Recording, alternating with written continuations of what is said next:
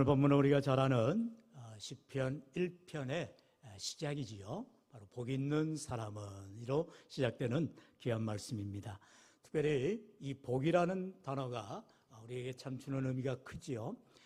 복은요, 두 가지로 성경은 말합니다. 첫째는 바라크의 복을 말하고요.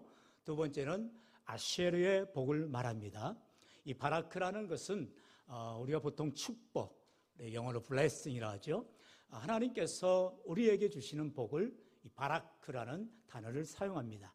그런데 오늘 시편 1편에 나오는 이 복 있는 사람은 이 복은 이 바라크의 복은 아니고요.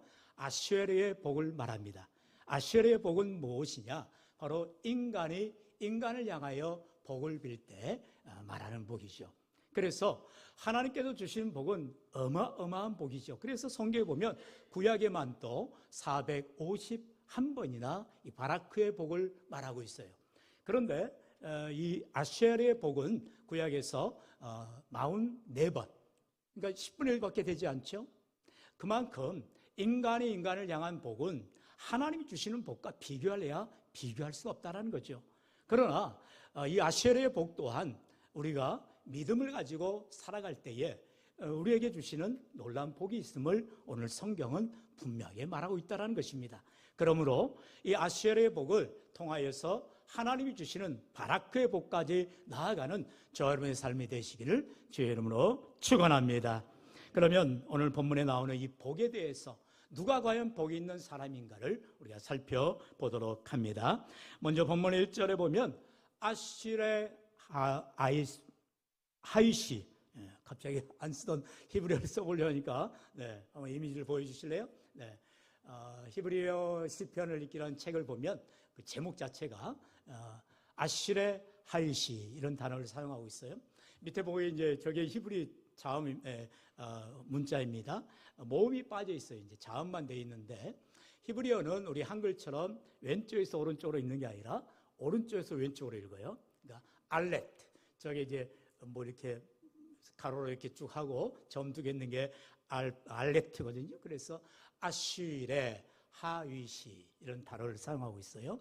그러면 아쉬레가 아까 제가 여러분에 소개했던 복이 있는데 바라크의 복과 아쉐르의 복이 있다 그랬습니다. 거기에서 말한 바로 아쉐르의 복에서 이제 복이여라는 감탄사로 말할 때 아쉬레라는 단어를 사용하는 거예요. 그런 뒤에 나온 하이시, 하위시라는 한 단어가 아니라 하이시를 말하는데 그 사람. 그래서 저거를 직역하면 무엇입니까? 그 사람은 복이여라는 말이죠. 그래서 오늘 시편 1편의 시작은 그 사람은 복이여라는 단어로 시작한다는 거예요. 그런데 우리가 개역 성경에서는 복 있는 사람은 이렇게 표현을 하고 있는 거죠. 그래서 이 아쉬레 하위시의 복, 바로 하나님께서 우리에게 주시는 놀라운 복된 사람은 어떤 사람이냐? 세 가지를 먼저 하지 않는 사람이 복된 사람이다라고 말하고 있는 것을 봅니다. 세 가지는 무엇을 말합니까? 첫 번째는 악인들의 꾀를 따르지 않아야 된다라고 말하죠. 우리 1절 다 같이 다시 한번 읽어볼까요? 시작. 복 있는 사람은 악인들의 꾀를 따르지 아니하며 죄인들의 길에 서지 아니하며 오만한 자들의 자리에 앉지 아니하고. 아멘. 세 가지를 하지 않는 자들이 복이 있다라고 말하고 있습니다. 첫 번째로 악인들의 꾀를 따르지 않아야 된다라는 것입니다. 악인들의 꾀, 다시 말하면 악한 생각을 가지지 말라라는 것입니다. 여러분, 우리는 늘 가만히 놔두면 악한 생각에 사로잡히게 되어 있어요. 나쁜 생각, 잘못된 생각에 사로잡히게 되어 있습니다. 왜요? 인간이 그렇습니다. 죄인이기 때문에 그래요. 그렇기 때문에 우리는 악한 생각에 사로잡히지 않도록 무엇해야 됩니까? 잠언 4장 23절의 말씀처럼 마음을 지켜야 된다는 것입니다. 우리 잠언 4장 23절 다 같이 읽어볼까요? 시작. 모든 지킬 만한 것 중에 더욱 내 마음을 지키라. 생명의 근원이 이에서 남이니라. 아멘. 제가 평소에 하지 않는 걸 지난 간밤에 했습니다. 바로 다름 아닌 잠에서 깼어요. 제가 한번 잠을 자면 아침에 그냥 일어나거든요. 새벽에 새벽기도 가기 위해서 4시에 꼭 깨게 되는데 오늘 새벽에는 그래서 이제 시계를 봐보니까 한 2시 반쯤 됐어요. 이유인즉슨 오늘 설교의 제목을 바꿔야겠다. 여러분, 목사는 늘 이렇습니다. 잠을 자다가도 설교 생각하고 깨어있을 때는 말할 것도 없고요. 하루 24시간 늘 말씀에 매여있는 자가 목사입니다. 여러분 참 이렇게 자다가도 깨어서 오늘 말씀 그래서 이렇게 우리 관리팀장님이 또 교회 정리하시다 보면 목사님 주보가 이렇게 100장이 쌓여 있습니까? 그게 바로 설교 제목이 바뀌었기 때문에 쌓여 있는 것입니다. 네. 여러분 이처럼 하나님께서 이렇게 제가 간밤에 깨었다 하는 이유는 다른 게 아니라 하나님의 말씀이 이렇게 자다가도 불현듯 깨닫게 해주시는 거예요. 성령의 인도하심을 통해서 이 말씀이 증거돼야 된다, 이 말씀을 전해야 된다, 하나님이 감동하시는 거예요. 그냥 잠만 자면 좋지요. 그런데 꼭 깹니다. 그래서 이렇게 뒤척이고 애를 쓰다가 또 이렇게 잠에 든 오늘 새벽이었습니다. 그만큼 악한 사단은 담임 목사의 마음을 흔드는 거예요. 그냥 자라. 뭘 또 가서 새벽에 가서 또 그래서 새벽 예배 또 마치고 거의 한 30분 가까이 또 주보 또 다시 바꾸고 그런 수고를 해야 되겠습니다. 왜 할까요? 하나님의 생명의 말씀이 오늘도 가감없이 저와 여러분에게 증거되어야 되기 때문인 줄 믿습니다. 여러분 그냥 허투루하는 게 아닙니다. 오늘도 하나님은 저와 여러분의 심령 골수를 찔러 쪼개게 하시는 생명의 말씀을 전해주는 거예요. 악한 사단은 그의 상대적으로 어떻게 해요? 강력하게 반발하는 거죠. 복을 받는 삶을 살기 원하는 저와 여러분에게 악한 사단은 저주받는 삶을 살아라는 거예요. 복받지 않는 삶을 살아라는 거예요. 악한 꾀에 빠지라는 거예요. 악한 생각에 사로잡히라는 거예요. 죄인들에게 서라는 거예요. 오만한 자들의 자리에 앉으라는 거예요. 그게 세상에서 요구하는 겁니다. 지금 정치인들 보세요. 세상의 지도자들 보세요. 얼마나 악합니까? 지금 왜 이스라엘이 이란을 공격합니까? 수천 킬로 먼 곳에 미사일을 왜 쏩니까? 여러분 다른 게 아니에요. 다 자기들 나라만 잘 살겠다는 거예요. 자기들 나라만 안전하겠다는 거예요. 그러나 중동에 화약고가 터지면서 이제 우리 성도님들 가운데에 또 이렇게 주유업을 하시는 분도 계시지만 호르무즈 해협을 이제 이란이 봉쇄해버리면 어떻게 돼요? 온 세계 산유고 이제 원유가가 치솟는 것입니다. 전 세계 경제가 방금 우리 장로님 기도하듯이 이제 우리나라까지 쓰나미로 몰려오게 되는 거예요. 여러분 이 어지러운 세상 가운데, 약한 세상 가운데서 정말 악한 지도자들을 우리가 경멸하지만 그러나 하나님이 세운 지도자들을 하나님께서 기억하여 주셨어. 정말로 바른 생각, 바른 지혜를 가지고 온 나라를, 전 세계 열방을 다스릴 수 있도록 우리는 기도해야 할 줄로 믿습니다.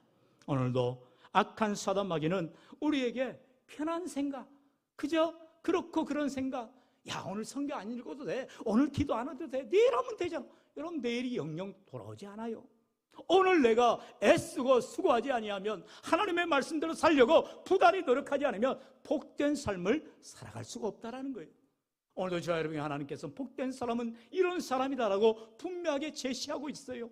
악인들의 꾀를 따르지 아니하고, 또한 죄인들의 길에 서지 아니하고, 오만한 자들의 자리에 앉지 아니하는 믿음의 삶을 살고자 할 때에 우리 하나님께서 반드시 은혜를 복을 다하여 주실 줄로 믿습니다.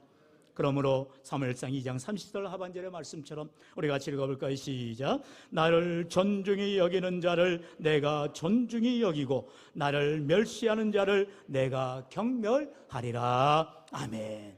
우리 하나님을 존중히 여기는 자를 우리 하나님은 존중히 여겨주시는 거예요.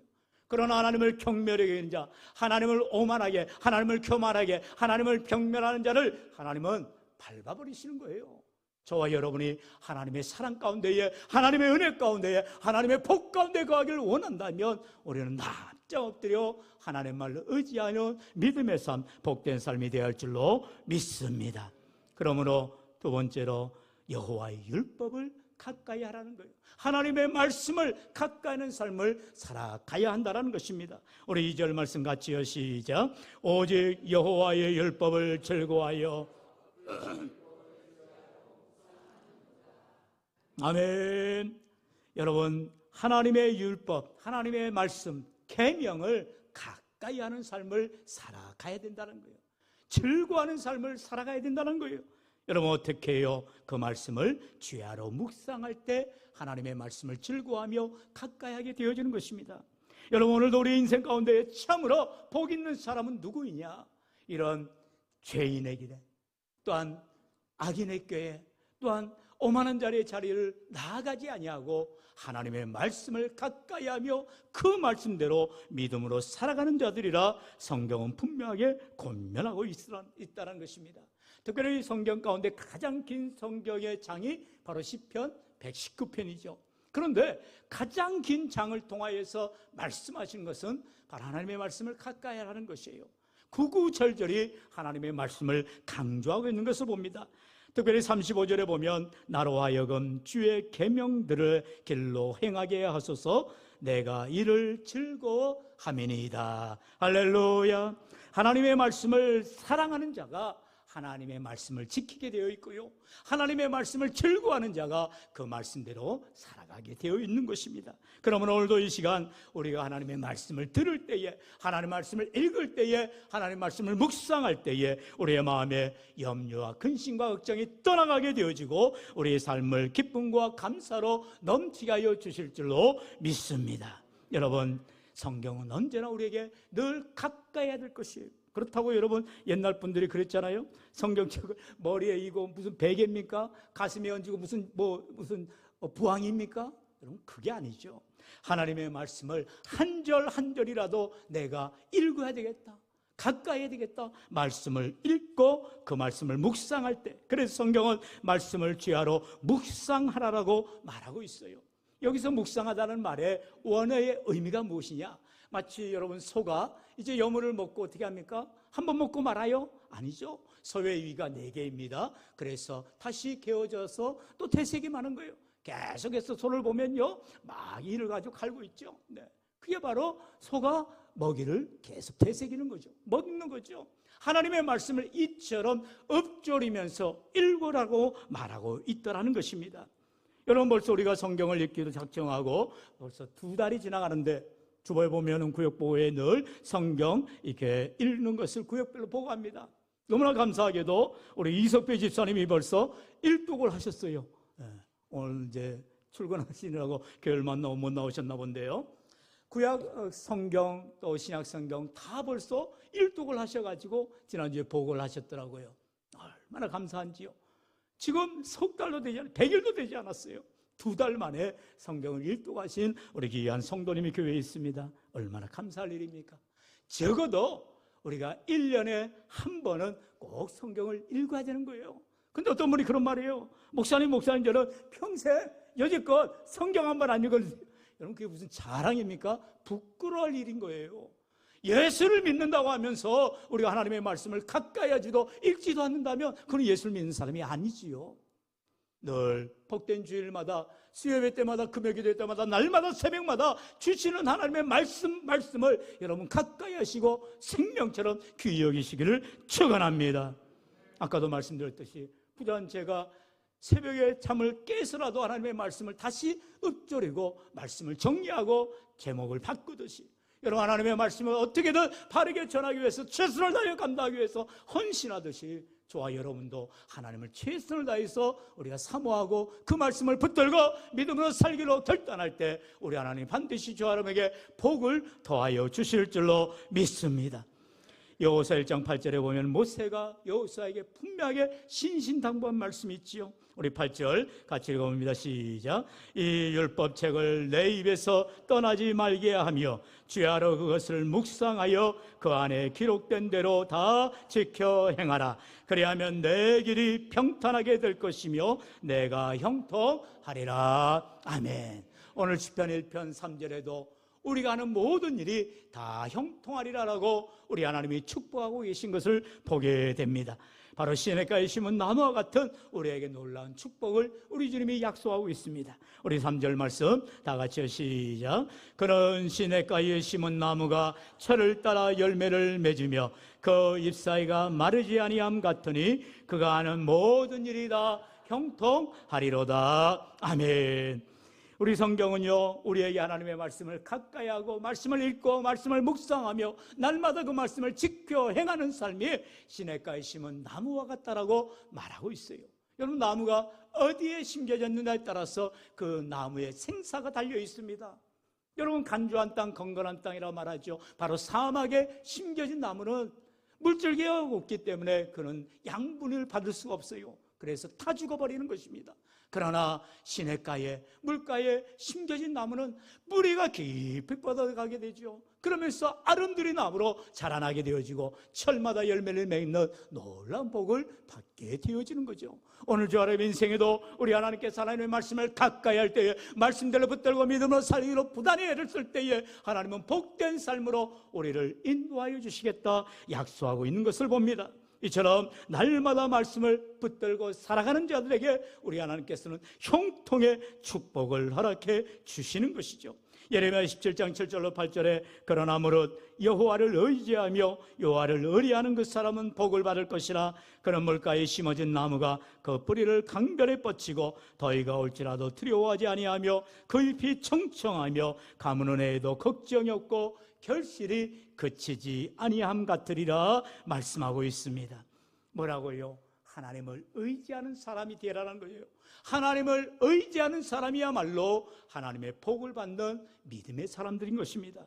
오늘 우리가 하나님의 말씀을 왜 읽습니까? 하나님의 말씀을 왜 묵상합니까? 왜 하나님의 말씀을 의지합니까? 그것은 하나님의 말씀을 가지고 살지 아니하면 우리는 살아갈 수가 없는 인생이라는 것입니다.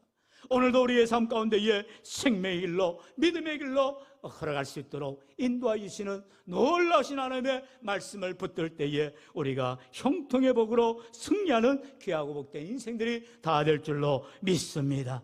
귀한 성도 여러분, 참으로 제가 여러분에게 간곡하게 요청하는 것 다른 거 없어요. 우리 믿음 생활 잘하자라는 거예요. 어떻게 해요? 말씀을 가까이 하고 늘 기도하는 삶인 것입니다. 하나님의 말씀을 붙들고 믿음으로 기도할 때 우리 하나님께서 우리가 하는 모든 일을 형통케 하시고 성력케 해주시고 성공하도록 인도하여 주시는 줄로 믿습니다. 다 함께 신명기 33장 29절로 마지막으로 같이 읽겠습니다. 시작. 이스라엘이여 너는 행복한 사람이로다. 여호와의 구원을 너같이 얻은 백성이 누구니야.